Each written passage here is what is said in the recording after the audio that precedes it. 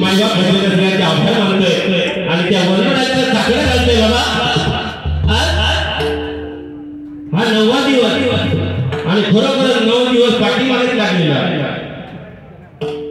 पण हा नामस्मरणाचा कार्यक्रम हा पार पडून दे आणि 100% या ठिकाणी हा कार्यक्रम पार पडणार. कारण महाराष्ट्र नगर नवरात्र उत्सव म्हटल्यानंतर त्यांची एकजूट दिसते. ज्यांच्या नावामध्ये महाराष्ट्र आहे एका जोरदार कार्यक्रम मंडळी होणार. 9 दिवस कार्यक्रम कंटिन्यू चालू त्यामुळे आवाजामध्ये थोडाफार इकडे तिकडे मायबाप भजन असेल समजून घेतली आणि सन्माननीय साऊंडवाले अतिशय सुंदर दादा तुमच्या चेहऱ्यावरचा हास्य शेवटपर्यंत असंच राहून दे. कारण ही पारंपरिक डबलबारी म्हटल्यानंतर सकाळ होणार काय टेन्शन घ्यायचं नाही. समजून घ्यावं प्रथमतः बारीची सुरुवात आमच्याकडे झाली. पारंपरिक म्हटल्यानंतर प्रथेप्रमाणे चाललं पाहिजे.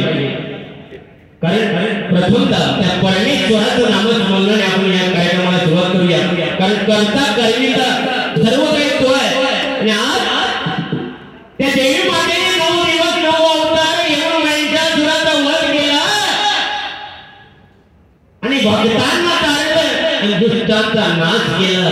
ही माता नाही का 9 दिवस अवतार घेतले पण आता कलियुगामध्ये काय 9 दिवस 9 फॅशने. हो आज झालो पांडव उद्या हिरो आज जांभूळ ना. पण त्या देवीने विचार केला असता की नाही आता लढाईला जाण्यापूर्वी नाही पांढरी साडी घालायची आहे घरातून साडी घालून येतोय तोपर्यंत काय आपले थांबले असते नाही थांबले असते नाही का. हे आपल्या मनाचे खेळ आहे.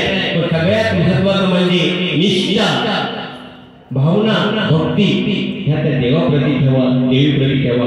100% तुम्हाला त्याचं फलित मिळाल्याशिवाय होणार नाही. वेळेचं बंधन दोन्ही होणार नाही त्यामुळे वेळेचं कार्यक्रम होणार. कारण गुंडू सावंत गोवा म्हटल्यानंतर अतिशय अध्यात्माच्या जोरावरती आणि मनोरंजनाची बादशाह म्हणून या महाराष्ट्रामध्ये ओळखले जातात. आज त्यांच्या जोडीला बसण्याचा मान मिळाला हे मी माझं परम भाग्य समजतो आणि महाराष्ट्रामध्ये नवरात्र उत्सव मंडळाचे लाख आभार मानतो आणि कार्यक्रमाला सुरुवात करतो.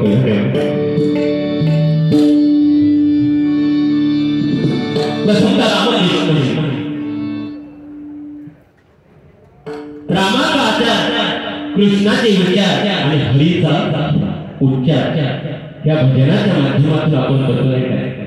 भजन भ म्हणजे बजावा ज म्हणजे जपावा आणि न म्हणजे नमवा.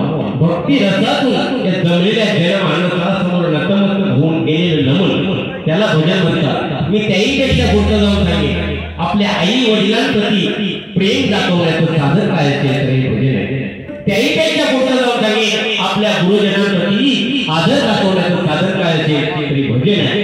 आणि जमलेल्या भजन रसिकांना पंचरत्नाने जो काही वारसा दिलाय त्याची आठवण करून देणं म्हणजे हे भजन आहे. ते प्रथमतः भजनाला सुरुवात करूया. रामकृष्ण हरी धन्यवाद. तुमच्या टाळ्यांचा प्रसाद दोन्ही बोलणं चालू राहिला तर 100% या ठिकाणी कार्यक्रमाला मजा येणार आहे. वाल्या वाल्मिकी ऋषी झाला त्याने शतकोटी रामायण लिहिलं नाही का. पण ब्रह्मदेवाने काय केलं ते रामायण स्वर्ग मृत्यू पाता या 3 विभागामध्ये वाटणी करून दिली नाही का. 33,33,33,333 स्वर्ग मृत्यू पाता दिगांना देऊन टाकलेले उरलो एक ग्रंथ तो म्हणजे अनुष्ठान ग्रंथ. आणि त्या अनुष्ठान ग्रंथामध्ये 32 अक्षर होती. अनुष्ठान ग्रंथामध्ये 32 अक्षर होती. परत ब्रह्मदेवाने स्वर्ग मृत्यू पाताला 10 अक्षर देऊन टाकली. उरली 2 अक्षर ती म्हणजे रा आणि मूळ. हे आपलं हे का ही जीवन आपल्याला पंचरत्नाने दिले म्हणून एकच